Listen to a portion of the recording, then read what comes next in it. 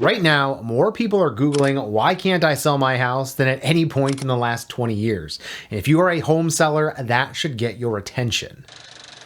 I'm listening. You know you can learn a lot from Google. Sometimes things you don't want to know, but in this case, you probably should. Because right now, searches for can't sell my home and can't sell house are hitting all-time highs. Higher than 2008 when the market was a train wreck. That's not exactly encouraging news if you were trying to sell your home right now. But here's the thing. This doesn't mean homes aren't selling. It means something else is happening. And if you don't understand what that is, you could end up making some very expensive mistakes when you go to sell your home. So in this video, I'm going to break down what the data actually shows, what's really going on behind the scenes, why more sellers are struggling right now, what you can control, what you can't control, and how to position your home so you're not the one Googling, why won't my house sell?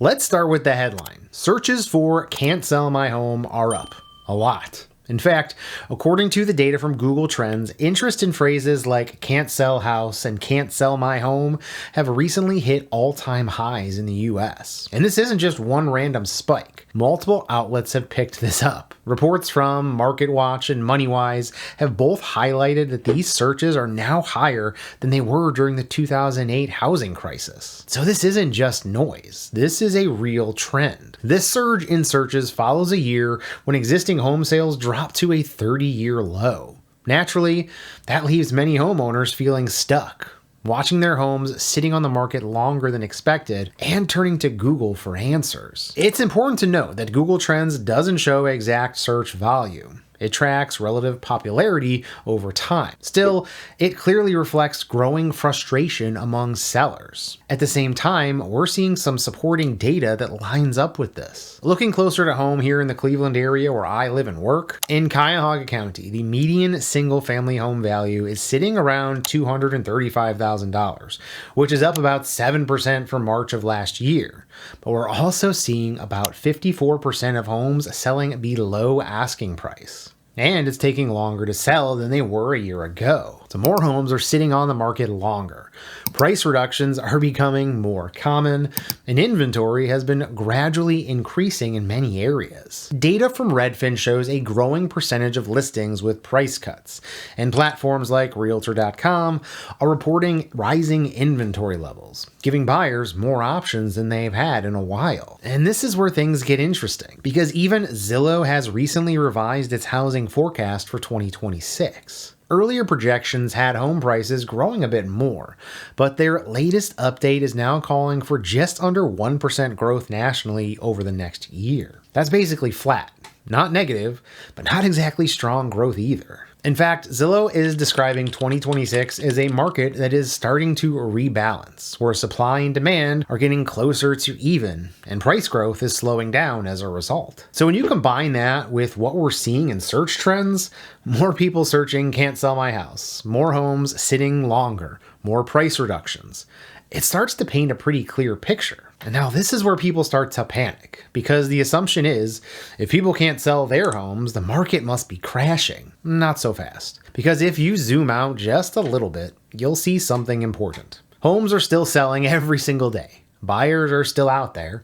Deals are still getting done. But they're not selling like they were a few years ago, and that's the difference. So here's the honest truth that most headlines won't tell you. This is not a market where nothing is selling. This is a market where not everything is selling. And there's a big difference. A few years ago, you could throw a house on the market, price it aggressively, do very little to it, and still get multiple offers in a weekend. That's not the environment we're in anymore. Today, buyers are more cautious. They're more payment sensitive, and they have more options. So what's happening is this. Homes that are priced right, presented well, and marketed properly are still selling. Homes that miss their mark in one or more of those areas, they sit. And when they sit, that's when sellers start heading to Google. That said, every area is different. Conditions can vary significantly between nearby cities, so it's important to look at local data when making decisions. Honestly, a lot of you already know why this is happening.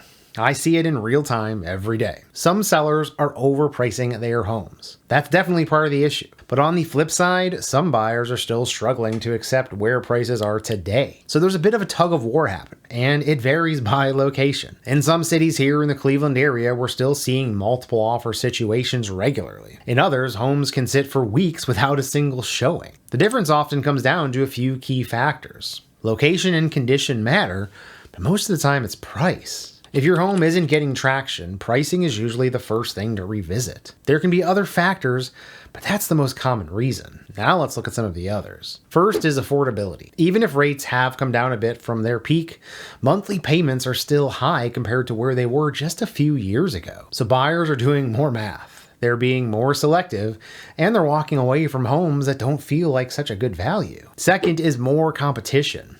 Inventory has been creeping up. Not exploding, but enough to give buyers choices again.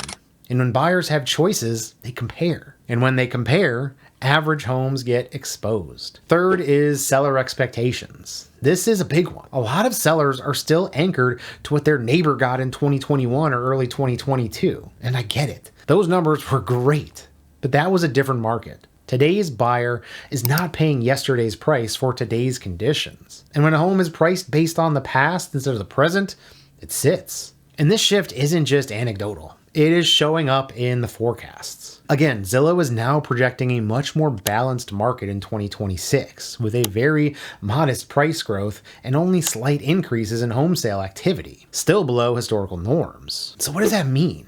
Well, it means we're no longer in a market where prices are doing all the work for you. Now you actually have to meet the market. If you are finding value in this video, please do me a quick favor, hit that like button, subscribe to the channel, and let me know in the comments what you are seeing in your area. Real estate is hyper-local, and what's happening nationally might not match what's happening right in your neighborhood.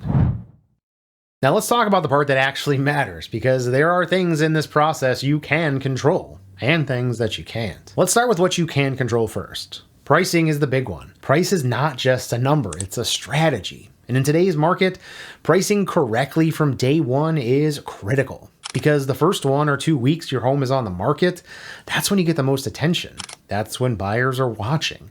And that's when you have the best chance to create urgency. If you miss that window because you are overpriced, you don't just wait it out. You fall behind. And once a home starts to sit, buyers start asking questions. What's wrong with it? Why hasn't it sold? Is there something we're missing? Now you're playing defense. Pricing can also offset other factors. If your home needs updates, pricing can compensate for that. If it's not perfect, pricing can create opportunity. But if it needs work and it's priced like it doesn't, that's where problems start. Next is condition and updates.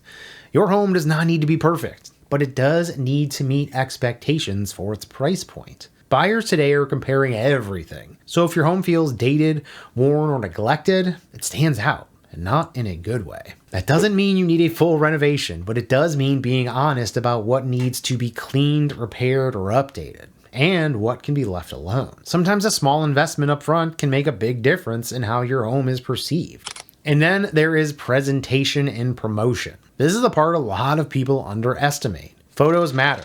Video matters. How your home shows matters. If your home doesn't look good online, buyers won't even schedule the showing. And if they don't walk through the door, it doesn't matter what it's priced at. Presentation creates interest. Promotion creates exposure. And in a market where buyers have options, you cannot afford to blend in. Now let's talk about what you can't control. First is location. You can update a house, you can stage it, you can price it, but you can't move it. Some locations will always have stronger demand than others. School districts matter. Commute times matter. Neighborhood appeal matters. If your home is in a location that's less desirable, that doesn't mean it won't sell. It just means your strategy needs to reflect that. Second is the buyer pool. At every price point, there is a different sized buyer pool. The higher you go in price, the fewer buyers there are. So if you price your home at the very top of the market, you are naturally limiting your audience. Fewer buyers means fewer showings. Fewer showings mean fewer offers, and that often leads to longer days on the market. Sometimes a small adjustment in price can open the door to an entirely different group of buyers. If you're in the Cleveland area and you are thinking about selling this year and you want a realistic strategy based on your specific home and specific market, feel free to reach out. I am always happy to walk through what this could look like for you. So what does this all mean? Yes, More sellers are feeling stuck, but buyer activity is also increasing. If your home isn't selling, it doesn't necessarily mean the market is broken. It usually means something needs to be adjusted, most often the price. And as we head into the spring and the summer, which are typically the busiest times of year, we'll get a much clearer picture of where things are headed. But when you see headlines saying people can't sell their homes, here's what you should really hear. Homes aren't failing to sell. They're failing to meet the market. Because in today's environment, you can't rely on momentum. You need strategy. You need pricing that reflects reality, condition that meets expectations, and presentation that attracts attention. And you need to understand what you can control and what you can't. At the end of the day, this shift we're seeing is not a bad thing. It's just a different market, a more balanced market, a more honest market. One where buyers are thoughtful and sellers need to be intentional. And if you approach it the right way, there's no reason your home shouldn't sell. But if you ignore these changes, you might find yourself doing exactly what more people are doing right now. Sitting at home typing into Google, "Why won't my house sell?" Thanks for watching. I'm George Poporad, and I'll see you in the next video.